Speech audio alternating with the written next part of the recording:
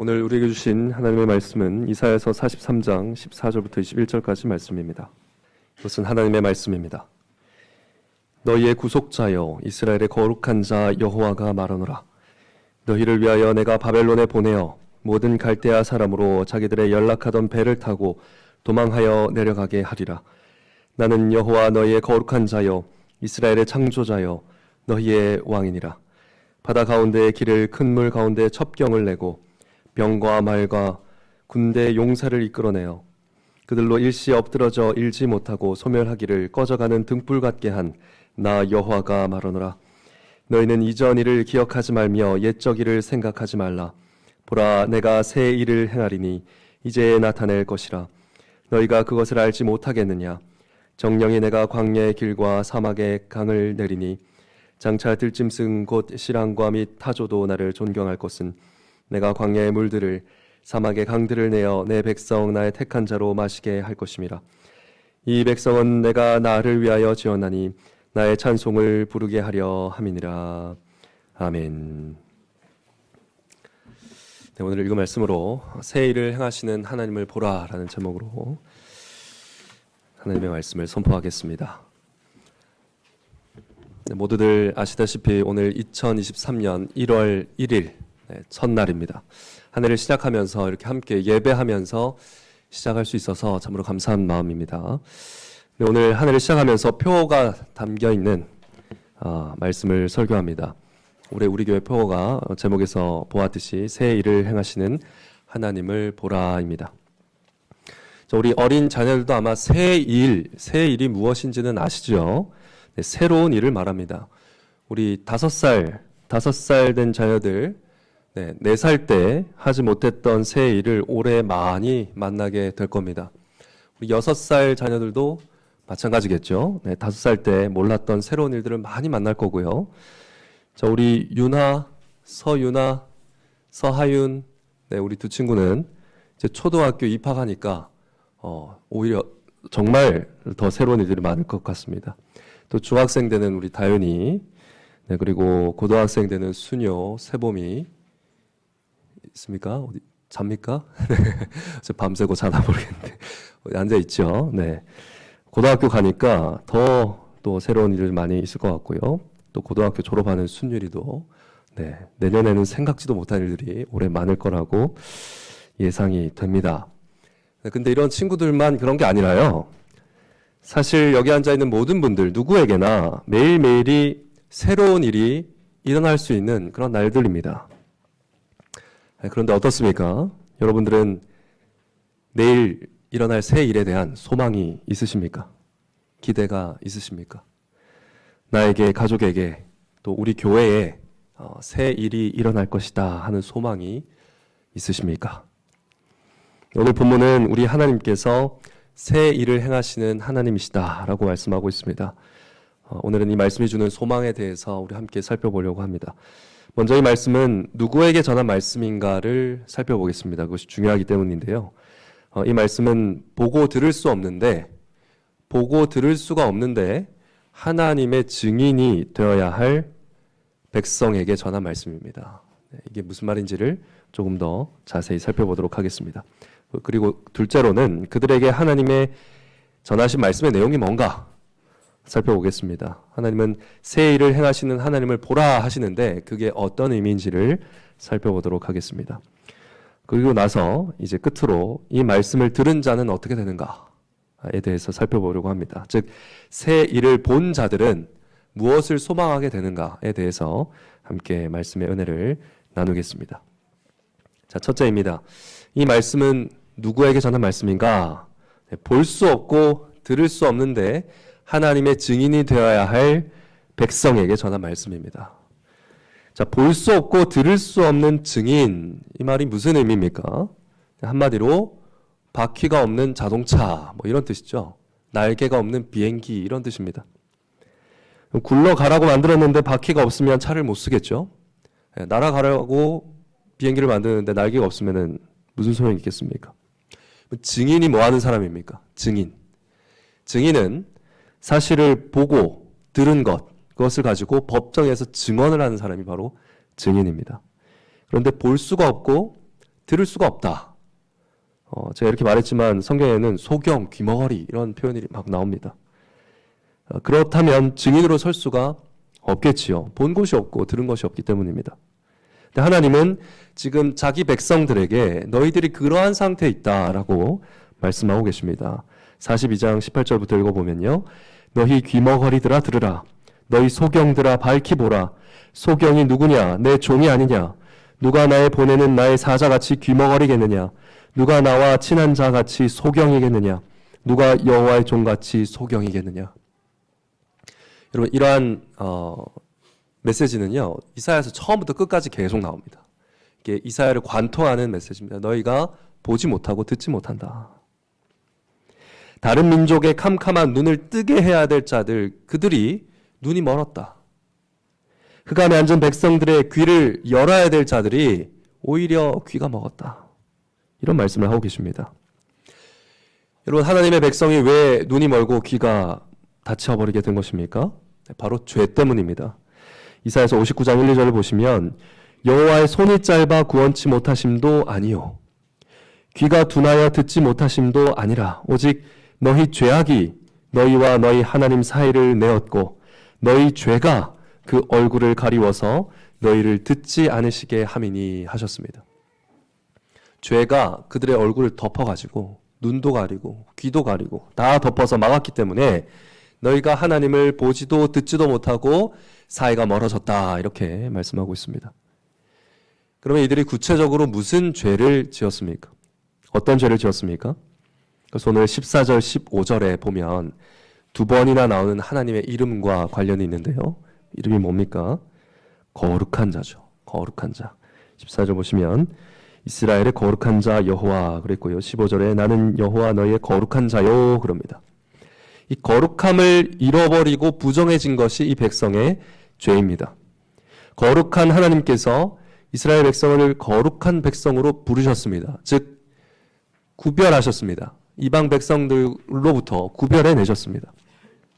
하나님을 믿지 않는 타락한 이방 세계로부터 구별되어서 하나님의 구원받은 백성의 정체성을 아주 독특한 그 정체성을 유지하면서 살아가게 하셨습니다.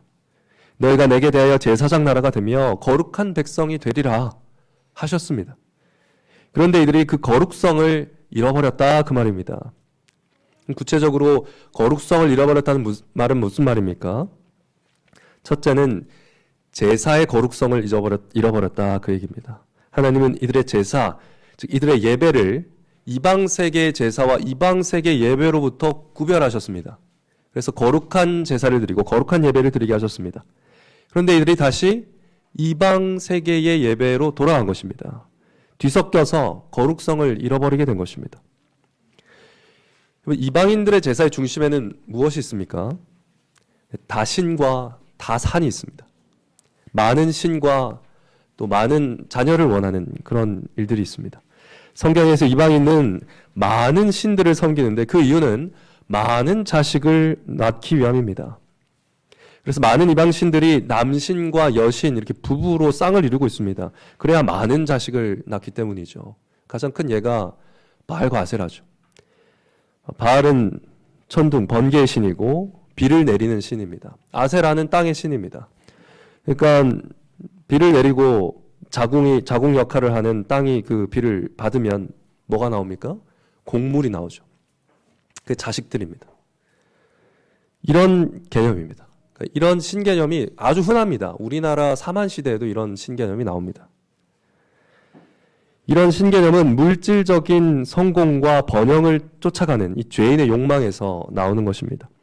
자식을 더 많이 가지고 더 많은 노동력으로 더 많은 부를 획득하기를 욕망하기 때문에 이러한 우상이 나오는 것입니다.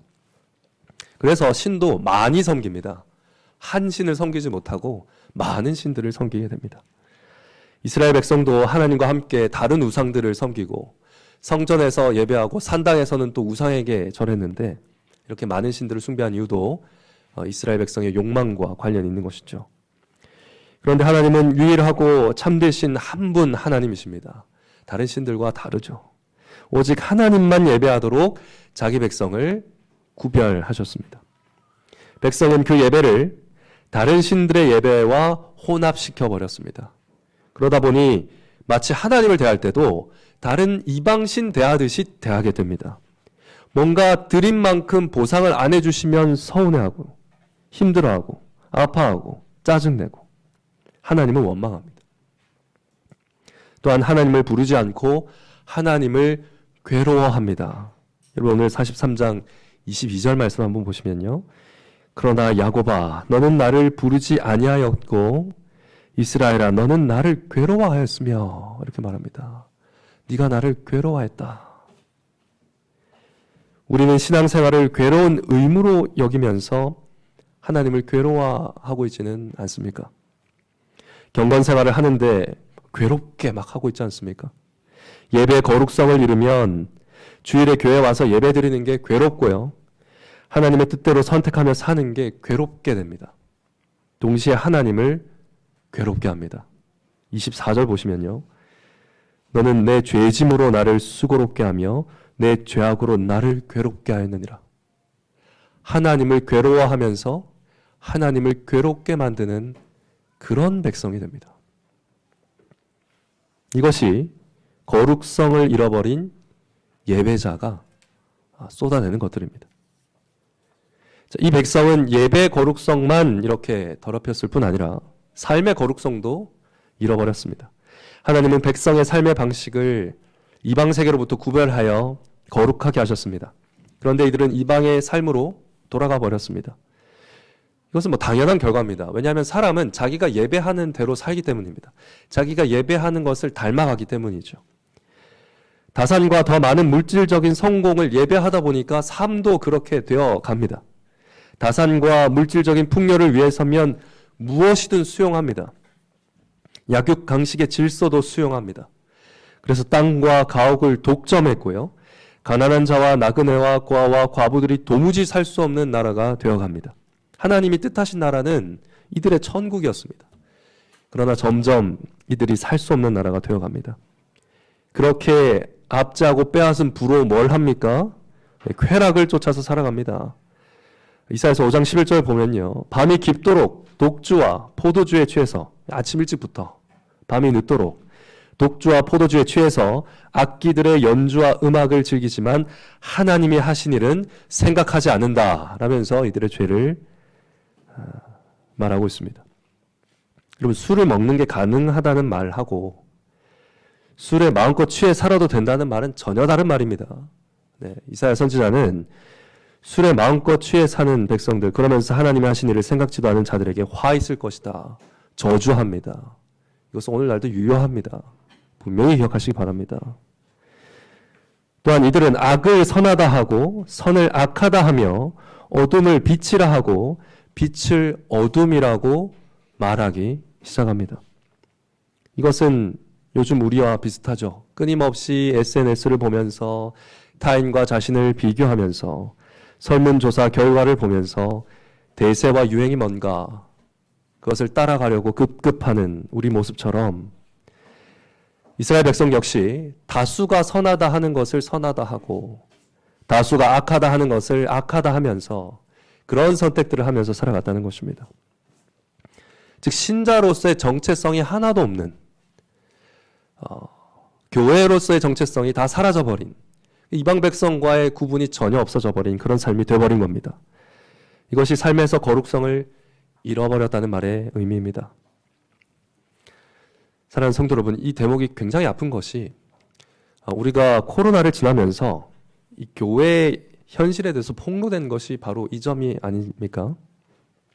예배에 있어서도 삶에 있어서도 교회가 구별됨이 없고 거룩함이 없었다는 것이 잘 모르게 있다가 코로나를 지나면서 다 폭로가 되고 말았죠.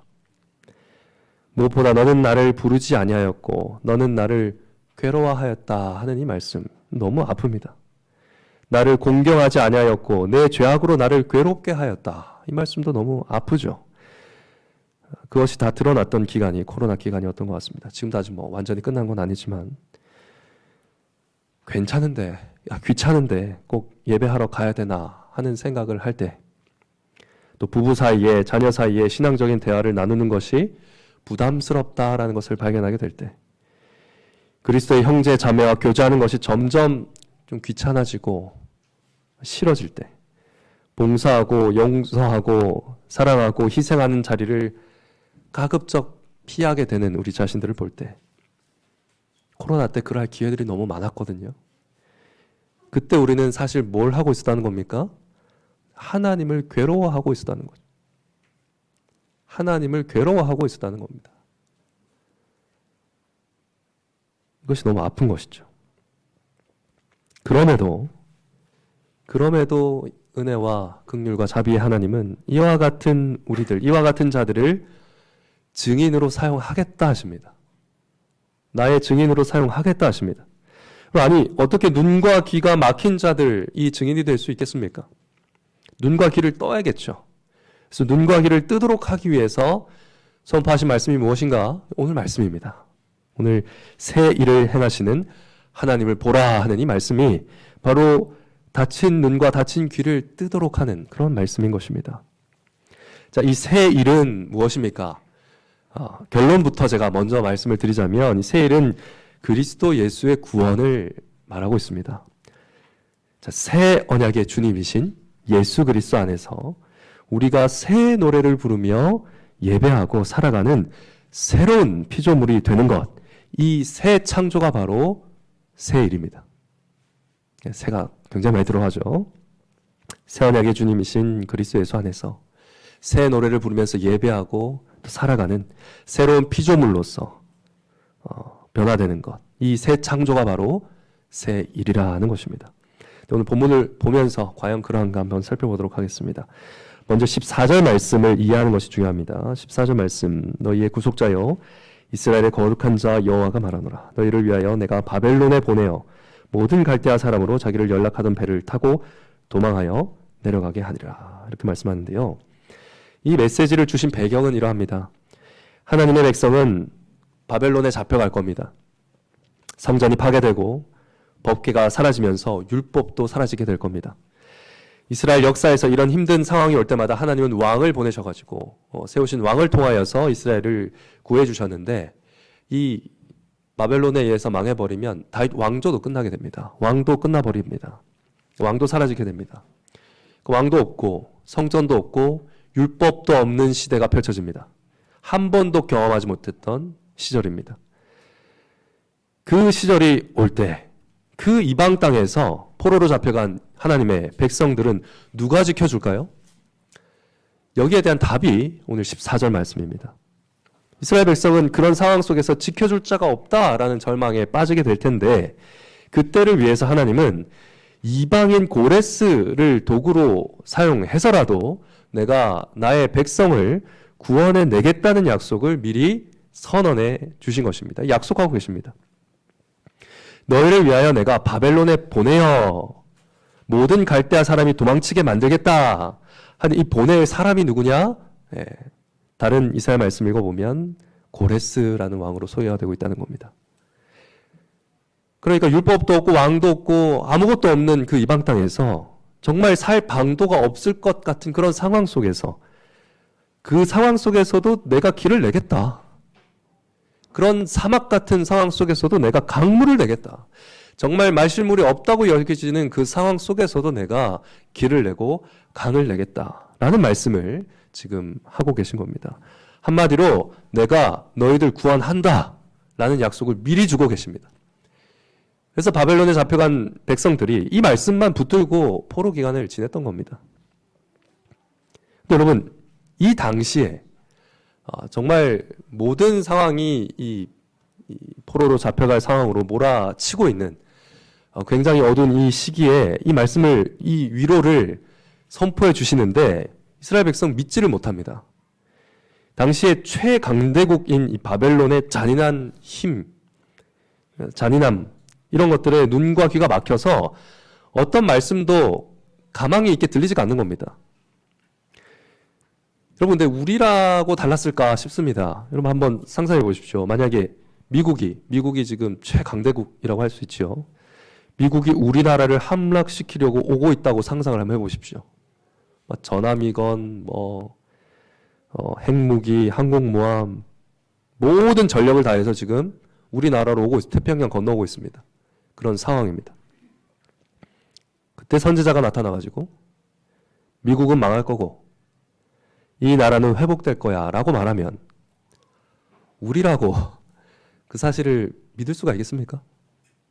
굉장히 힘들겠죠. 그러니까 사람이 보기에는 소망이 없는 상황인 게 분명했습니다. 네. 그래서 절망했던 겁니다. 눈과 귀가 막혔던 것이죠. 그래서 하나님이 이들의 이 약해진 소망, 거의 없어진 소망을 강하게 하시려고 불러내시려고, 그 소망을 일으키시려고 오늘 말씀을 주고 계십니다. 먼저 소망을 강력하게 하시려고 하나님이 하시는 일이 뭐냐? 하나님의 이름들을 막 선포합니다. 소망이 될 수 있는 하나님의 이름들. 포로로 잡혀가서도 기억할 수 있는 하나님의 이름들을 막 선포합니다. 오늘 14절 보시면 너희의 구속자요 하는 말씀이 나오지요. 이 구속자라는 말은 고엘로 알려져 있는 단어입니다. 기업 부르는 사람이라는 뜻이죠. 가까운 친족이 재산을 상실했을 때, 특별히 그 재산은 뭡니까? 땅이죠. 기업을 상실했을 때 그를 위해서 잃어버린 땅을 회복시켜준 사람을 뭐라고 부른다? 고엘이라고 부릅니다. 우리 룻기를 보면 알 수 있죠. 나오미의 잃어버린 기업을 대신 물어준 보아스가 바로 고엘입니다. 하나님은 나라를 잃고 포로로 잡혀온 백성, 특별히 땅을 잃어버린 그들의 나라를 잃어버린 백성이 하나님을 기억할 때마다 구속자, 고엘 하나님을 기억하도록 당신의 이름을 말씀하시고 계십니다. 내가 바로 이스라엘 땅을 회복시킬 고엘이다. 이것을 믿고 소망하라 라고 이 이름을 주고 계신 것입니다. 마찬가지로 15절에 세 가지 이름이 나오는데요. 그 모든 이름들이 다 이 포로된 상황에서 소망을 불러일으키는 하나님의 호칭들입니다. 죄 때문에 이스라엘 백성이 포로로 잡혀갈 거 아닙니까? 그런데 너희가 그런 죄가 큰 자들이지만 여전히 너희를 거룩하게 할 나는 거룩한 자다라고 말씀하시는 것이고요. 너희가 모든 것을 잃어버렸어도, 그래서 무가 되었어도 내가 이스라엘을 창조했고 특별히 무에서 모든 것들을 창조해낸 창조자이기에 절망하지 말라 하시고요. 또 너희가 나라를 잃어버렸고 너희의 왕이 없지만 내가 너희의 왕이 되겠다 하시면서 내가 왕이라고 말씀하고 계신 겁니다. 그게 15절입니다. 나는 여호와 너희 거룩한 자요 이스라엘의 창조자요 너희의 왕이니라. 소망을 불러일으키기 위해서 이런 말씀을 하시는 겁니다. 그러니까 내가 너희를 구원하겠다. 너희를 회복하겠다. 그러니 이 말을 믿어도 된다라고 소망을 불러일으키고 계십니다. 자, 그럼 이 고엘이신 하나님은 자기 백성의 딸을 어떻게 무르겠다고 하십니까? 새로운 출애굽을 통해서 무르겠다라고 하십니다. 16절부터 21절까지 말씀이 사실 그 내용인데요. 읽어보시면 자연스럽게 출애굽이 떠오릅니다. 모든 그림 언어들이 다 출애굽을 가리키고 있습니다. 자, 그런데 흥미로운 건 뭐냐면 18절 19절에 이 옛 일을 기억하지 말라 그리고 새 일을 행하리라 이 말씀을 딱 이 중앙에 두고 이 말씀을 기점으로 해서 그 위에 나오는 출애굽 사건, 홍해 사건이거든요. 홍해를 건넌 사건을 이야기하는데 그 사건은 과거형으로 기록을 하고요. 근데 그 아래에 나오는 광야의 여정, 그것도 여전히 출애굽 사건이라고 할 수 있는데 그 광야의 여정은 미래형으로 기록합니다. 이런 방식으로 하나님이 계시를 주시고 계십니다. 굉장히 문학적인 의도가 있는 그런 말씀인데 이게 무엇을 뜻하겠습니까? 우선은 앞으로 내가 일으키게 될 새 일이 어떤 일이 될 것이다? 네, 출애굽과 관련된 일이 될 것이다. 혹은 새로운 출애굽이 될 것이다. 라는 말씀을 지금 하고 계십니다. 새 일이 출애굽과 깊은 관련이 있다. 이스라엘 민족에게 출애굽 사건보다 큰 사건은 없습니다. 이스라엘 민족이 있게 한 사건이기 때문이죠. 그 무엇과도 비교할 수 없는 그 큰 의미를 지니는 출애굽이 미래에 또 있을 거란 얘기를 하고 계십니다. 그런데 그 새롭게 일어날 출애굽은 또 어떤 성격을 가지고 있다? 똑같은 출애굽이다? 전혀 아니라는 거죠. 이전에 있던 출애굽이 하나도 기억나지 않을 정도로 전혀 새로운 의미를 가질 것이다. 옛적 일을 기억하지 말고 생각할 수 없을 정도로 놀랍고 새로운 출애굽이 너희들에게 펼쳐질 것이다 라고 지금 약속하고 계신 겁니다. 앞으로 일어나게 될 이 새 출애굽은 옛날 출애굽과 비교할 수 없을 정도로 탁월하고 놀라운 일이 될 것이니 너희는 그것을 지켜보라 라고 하시면서 하나님이 보라 라고 말씀하고 계신 겁니다. 하나님의 어떤 자신감이 느껴지십니까? 이 새 일은 근데 이스라엘 백성이 기다리고 또 고대합니다. 계속 기다립니다. 그런데 일어날 듯 안 일어납니다. 정말로 고레스가 칙령을 내려서 포로 귀환이 시작되죠. 바벨론이 멸망하게 되고 바사가 들어서고 고레스가 칙령을 내려서 포로 귀환이 시작됩니다. 그래서 막 성전이 재건이 됩니다. 성벽도 재건이 됩니다. 그런데 그 과정에서 강물이 피로 변하거나 장자가 죽는 기적이 있었는가? 전혀 그렇지 않았습니다. 사막에 물이 생겼는가? 그렇지 않았다는 것이죠. 그러니까 첫 번째 출애굽을 능가할 만한 그런 일이 도무지 안 일어나는 겁니다. 도대체 이 말씀이 그럼 언제 이루어집니까? 우리는 출애굽 사건 자체를 다시 이해할 필요가 있는데 출애굽의 구원 사건이 홍해를 건넌 사건, 이집트를 떠난 사건만 이야기하는 것이 아니라 광야를 지나서 여호수아가 땅을 정복하고 안식하게 될 때까지의 그 모든 과정이 출애굽의 구원 과정이라는 것을 기억할 필요가 있습니다. 자, 그렇다면 이스라엘 백성이 포로로부터 돌아오고 성전을 짓고 성벽을 짓고 하는 것들, 즉 바벨론 땅을 떠나왔던 이 모든 일들은 이 새로운 출애굽의 시작에 있었던 사건에 불과했다는 거죠. 이 사건이 언제 이루어지게 된다는 겁니까? 새 여호수아이신 예수 그리스도께서 오실 때 비로소 이루어졌던 것입니다. 예수님이 어떻게 옛적 출애굽을 능가하는 새로운 출애굽을 이루셨는가 보면 굉장히 놀랍습니다. 먼저 광야의 길을 내신 것 한번 생각해 보겠습니다. 여러분, 예수님이 광야의 길을 내셨습니까? 언제 내셨습니까? 어떤 사건이 기억나십니까? 예수님이 정말 안식의 땅을 향해서 불구름 기둥이 만들어간 그 길보다 탁월한 길을 내셨나요? 내셨지요. 어떤 길을 내셨습니까? 히브리서 10장 19절 20절 이렇게 말씀합니다. 형제들아, 우리가 예수의 피를 힘입어 성소에 들어갈 담력을 얻었나니 그 길은 우리를 위하여 휘장 가운데로 열어놓으신 새롭고 산 길이요 휘장은 곧 저의 육체니라 이렇게 말씀합니다. 예수님이 여호수아가 가나안 땅이라는 안식의 땅에 들어가는 그 정도의 일을 행했다면 예수 그리스도는 정말 참된 안식이 있는 하나님이 계신 그 지성소로 들어가는 길을 새롭고 산 길을 내신 것입니다. 예수님은 자기 육체를 찢으셔서 휘장 가운데로 영원한 안식에 이르는 새롭고 산 길을 내신 것이죠. 이것은 광야의 길과 비교할 수 있습니까? 비교할 수 없는 놀랍고 영광스러운 길이 예수님께서 여신 길이었다는 것이죠. 예수님이 사막에 강물을 흐르게 하신 사건도 기억하실지 모르겠습니다. 언제 사막에 강물을 흐르게 하셨습니까? 예수님이 광야 생활을 기념하는 초막절 마지막 큰 날에 뭐라고 하셨습니까?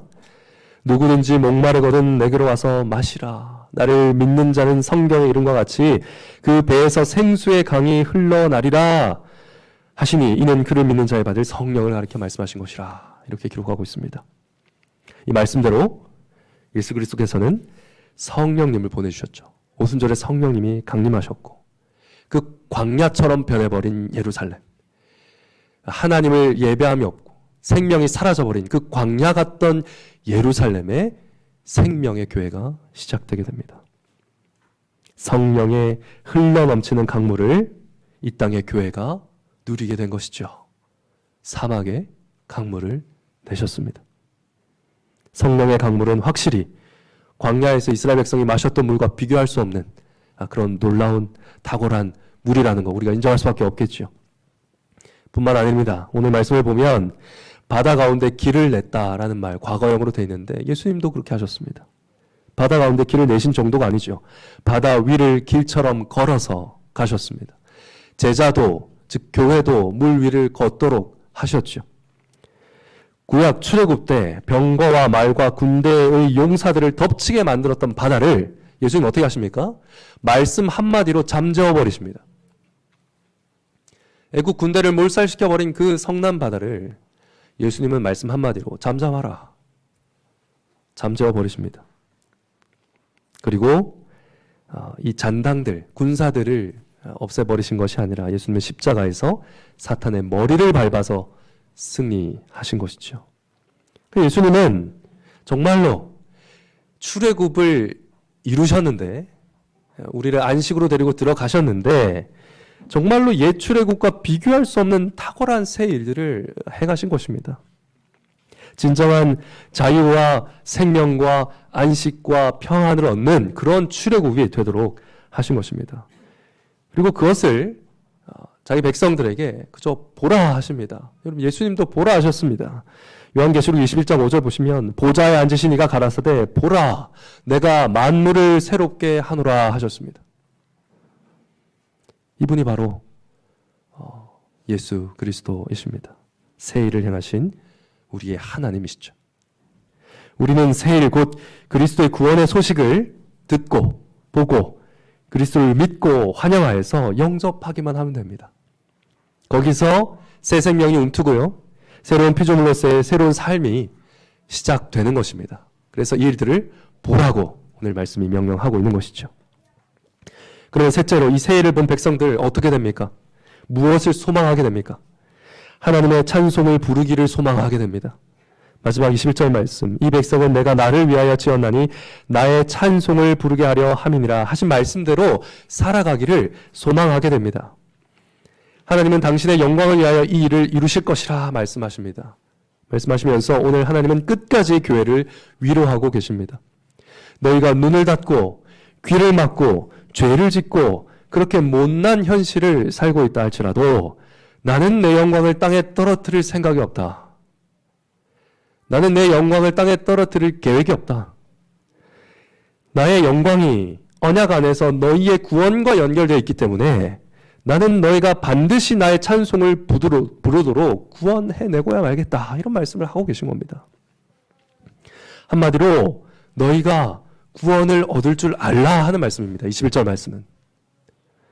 내가 반드시 너희를 통해 영광 받겠다 하시는 그 말씀을 하고 계신 것입니다. 하나님의 영광에 대한 하나님의 열심으로 우리는 찬양하게 될 것입니다. 우리의 창조 목적을 이루게 될 것입니다. 여기서 찬양이라는 것이 단순히 노래를 뜻하지 않는다는 것은 여러분도 잘 알 것입니다. 하나님의 영광스러움을 증거하는 것이 바로 찬양이지요. 그것이 예배의 자리에서는 고백적인 예배로 드러나게 될 것이고 삶의 자리에서는 고백적인 삶으로 드러나게 될 것입니다. 그것이 바로 찬양입니다. 이스라엘 백성이 거룩성을 잃어버렸고 그렇게 사라졌던 거룩한 예배와 거룩한 삶이 바로 하나님으로 인해서 새 일로 인해서 고백적인 예배, 고백적인 삶으로 회복될 것이다 라는 것이 약속되어 있다는 것입니다. 실제로 그 예를 볼 수 있는데요. 이 모든 약속이 이루어진 신약의 첫 교회에서 무슨 일이 일어납니까? 이 예배와 삶이 다 거룩하게 회복이 됩니다. 사도행전 2장 44절부터 47절 말씀이죠. 믿는 사람이 다 함께 있어 모든 물건을 서로 통용하고 또 재산과 소유를 팔아 각 사람의 필요를 따라 나눠주고 날마다 마음을 같이하여 성전에 모이기를 힘쓰고 집에서 떡을 떼며 기쁨과 순전한 마음으로 음식을 먹고 하나님을 찬미하며 또 온 백성에게 칭송을 받으니 주께서 구원받는 사람을 날마다 더하게 하시니라. 네. 이러한 일들이 일어난 것입니다. 하나님을 찬미하며 온 백성에게 칭송받는 삶, 하나님을 찬미하는 예배와 온 백성에게 칭송을 받는 거룩한 삶이 회복되어서 그러한 삶을 살아가게 되는 것이 교회의 정체성, 교회의 특징이 되어버린 것입니다. 그것을 보게 됩니다. 교회의 정체성을 회복하게 된 것입니다. 사랑하는 성도 여러분, 오늘 이 이사야 말씀 왜 선포했겠습니까? 목적이 무엇이겠습니까? 왜 이렇게 절망 가운데 소망을 주시고 하나님을 신뢰도 좋다는 말씀, 나를 믿으라는 말씀 계속 주고 계십니까? 물론 포로로 잡혀갈 백성들을 위해서 미리 선포하는 목적도 있지만 지금 이 말씀을 듣는 백성에게는 무엇을 원하고 계신 겁니까? 회개를 말씀하고 계신 겁니다. 예배와 삶에서 죄로부터 돌이켜 회개해야 하는데 우리가 믿음이 없으면 회개를 못합니다. 소망이 없어도 회개를 못합니다. 그래서 우리에게 소망을 일으키고 믿음을 일으킬 말씀을 주고 계신 겁니다. 하나님 소망을 불어넣고 계시니까 우리는 어떻게 하겠습니까? 이 소망 잃어버린 마음을 회개해야 됩니다. 여러분, 회개는 돌아서는 것인데요. 하나님이 소망을 말하시면 내가 소망이 없어도 돌아서는 게 회개입니다. 하나님이 소망을 말씀하시면 나에게는 소망이 없어 보여도 소망 있는 것으로 돌이키는 것이 회개입니다. 사랑하는 성도 여러분 소망이 있습니까? 소망하지 않게 된 우리의 마음을 돌이켜야 됩니다. 교회에 대한 소망을 버리셨습니까? 회개하십시오. 돌이켜야 됩니다. 교회에 소망이 있는가? 우리 부부에게 소망이 있는가? 우리 가정에 소망이 있는가? 이 관계에 소망이 있을까? 나에게 소망이 있는가? 내가 하는 일에 소망이 있는가? 네, 여러분, 왜 소망이 없습니까? 소망이 있습니다. 하나님이 여러분을 통해 영광 받겠다고 하시지 않습니까? 그 모든 삶으로 하나님이 부르셨다고 하시지 않습니까? 하나님이 영광 받게 하시겠다고 약속하지 않습니까? 보라 하시지 않습니까? 여러분, 돌이켜서 이 소망 없는 그 마음을 돌이켜서 그리스도를 바라봅시다. 새 일을 행하신 그리스도를 바라보시기 원합니다. 내 자신을 보면 소망 없습니다. 무슨 소망이 있겠습니까? 우리가 우리 자신을 얼마나 봅니까? 여러분, 거울을 봐야 자기 자신을 보는 게 아닙니다. 여러분이 보는 뉴스, 예능, 드라마나 영화나 여러분이 보는 많은 것들, 알고리즘이요, 우리 좋아하는 거 다 찾아서 보여줍니다. 우리가 욕망하는 거 찾아서 다 보여줍니다. 좋은 기술이요, 자기 욕망을 계속 보게 만듭니다. 자기 욕망을 계속 보게 만듭니다. 이게 뭡니까? 우상숭배 자리에서 일어나는 일이죠. 우상을 통해서 자기 욕망을 바라보는 것과 별반 다르지 않습니다. 그렇게 우리는 우리를 보고 있습니다. 그래서 눈을 떼야 됩니다. 그 혼잡한 예배를 멈추셔야 됩니다. 거기서 눈을 떼고 돌이켜서, 너무 진부합니까? 그러나 말씀드립니다. 성경을 펴서 읽으셔야 됩니다. 눈 감고 기도하셔야 됩니다. 이 길 외에 살 길이 없습니다. 그래서 제가 말씀드립니다. 시간을 확보하십시오. 생존을 위해서.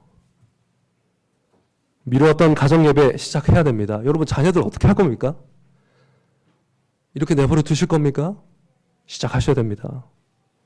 해본 적 없는 성경 연구를 시작해야 됩니다. 이전에 안 해봤던 일들을 해야 될 때입니다. 지금. 혼자 힘들지요. 형제 자매와 같이 하십시오. 의지해서 하시기 바랍니다. 서로 약속을 잡으시고요. 서로 의지해서 같이 일어나가십시오. 사랑방에서, 커뮤니티에서 같이 그리스도를 바라보시기 바랍니다. 그래도 힘드시면 당에 요청하십시오. 당의 도움을 받으시고요. 무슨 방도를 써서라도 이 새 일을 행하신 그리스도를 보아야 합니다. 이 길 외에는 없습니다. 왜 그래야 합니까? 그래야 예전 일을 기억하지 않고 새 일을 향해서 계속 나아갈 수 있기 때문입니다. 여러분, 우리는 그리스도께서 영단번에 이루신 새 일로 인해서 새로운 피조물이 되었습니다. 예수님이 이루실 새로운 일이 있는가? 없습니다. 예수님이 새 일을 다 이루셨습니다. 그래서 우리가 새로운 피조물이 됐고 새 생명을 얻었습니다. 하나님을 향한 눈과 귀가 열렸습니다. 그럼 새 일이 끝났는가? 예수님이 하실 일은 마치셨죠. 그러나 우리에게 새 일이 남아있는 겁니다. 우리에게. 새로운 피조물로서 날마다 새로운 찬송, 새로운 삶의 고백, 새로운 차원의 예배로 나아갈 수 있는 존재로 만들어 주셨으면 그 차원으로 계속 나아가야 하는 것입니다. 그런데 자꾸 우리가 옛 일에 안주합니다.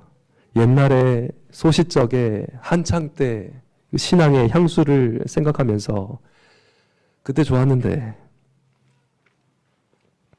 그 추억으로 살아갑니다. 사랑하는 성도 여러분, 이 얼마나 부끄러운 일입니까? 그 일이 기억나지도 않을 놀라운 일들을 우리 주님이 앞서가면서 준비하고 계신데, 그 일은 기억도 나지 않을 일들을 준비하고 계신데 우리가 가만히 있는 겁니다. 눈과 귀를 닫은 채. 여러분, 하나님이 자녀를 주셨습니다. 여러분에게 일터를 주셨고요.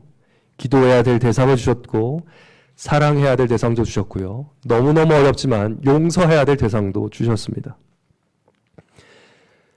그 일을 해내기가 겉보기에 참 광야 같죠. 사랑해내는 것이 참 광야의 일 같습니다. 용서하는 거 얼마나 사막 같은 일입니까? 회사 생활이 얼마나 광야 같습니까? 길도 없어 보이고요. 물도 없어 보이는 게 현실입니다. 그러나 그 일들 속에서 하나님을 괴로워하고만 있어야 되겠습니까? 죄짐으로 하나님을 괴롭게 하고만 있을 수만은 없지 않겠습니까? 구속자이신 하나님이 우리의 길을 내시고 강물을 내시겠다 약속하셨기 때문에 우리는 믿고 걸음을 내딛어야 하는 것입니다. 믿고 반드시 길을 내시고 반드시 강을 내시리라. 그 일들 속에서도 예배하게 하시고 거룩한 교회의 정체성을 살아내게 하실 것입니다. 이것이 약속된 내용입니다.